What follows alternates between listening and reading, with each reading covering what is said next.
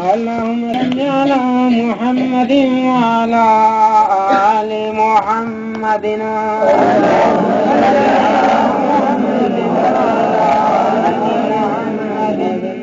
كما صليت على إبراهيم وعلى آل إبراهيم إنك حميد مجيد.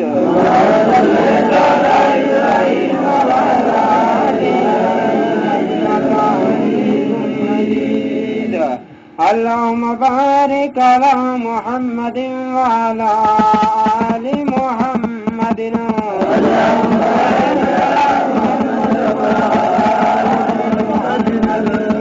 كما باركت على إبراهيم وعلى آل إبراهيم إنك حميد مجيد.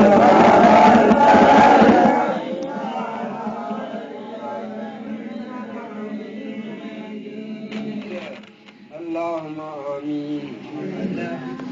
الحمد لله رب العالمين والعاقبة للمتقين والصلاة والسلام على رسول خير خلقه محمد وآله وصحبه أجمعين. ربنا تقبل منا إنك أنت السميع العليم وتب علينا إنك أنت التواب الرحيم. ربنا إننا آمنا فاغفر لنا ذنوبنا وقنا عذاب النار. ربنا ما خلقت هذا باطلا سبحانك فقنا عذاب النار. ربنا ظلمنا أنفسنا وإن لم تغفر لنا وترحمنا لنكونن من الخاسرين. أنت ولينا في الدنيا والآخرة توفنا مسلمين وألحقنا بالصالحين. اللهم أيد الإسلام والمسلمين. اللهم أعز الإسلام والمسلمين. اللهم انصر الإسلام والمسلمين. اللهم استرنا بسترك الجميل. اللهم استرنا بسترك الجميل. اللهم استرنا بسترك الجميل. اللهم إنك عفو تحب العفو فاعف عنا وتب علينا إنك أنت التواب الرحيم. اللهم إنا نعوذ بك من عذاب القبر ونعوذ بك من عذاب جهنم ونعوذ بك من فتنة المسيح الدجال ونعوذ بك من فتنة المحيا والممات ونعوذ بك من المعصم والمغرم ونعوذ بك من علم لا ينفع وقلب لا يخشع ودعاء لا يسمع ونفس لا تشبع. اللهم طهر قلوبنا من النفاق وأعمالنا من الرياء وألسنتنا من الكذب والغيبة وعيوننا من الخيانة فإنك تعلم خائنة الأعين وما تخفي الصدور. اللهم إنا نسألك قلوبا واعية مخبتة منيبة في سبيلك. اللهم ارزقنا حبك وحب رسولك وحب من يحبك وحب عمل يقربنا إلى حبك.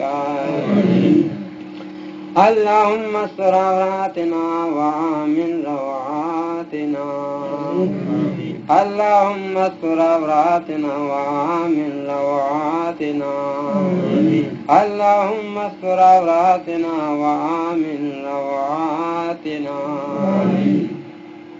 اللهم أحسن عاقبتنا في الأمور كلها وأجرنا من خزي الدنيا وعذاب الآخرة اللهم اكفنا بحلالك عن حرامك وأغننا بفضلك عمن سواك اللهم ربنا آتنا في الدنيا حسنة وفي الآخرة حسنة وقنا عذاب النار وقنا عذاب القبر وقنا عذاب الحشر وقنا عذاب الفقر وقنا عذاب الموت وقنا عذاب الدين بحرمة جد الحسن والحسين سيدنا ومولانا محمد وآله وصحبه أجمعين اللهم اغفر لنا قبل الموت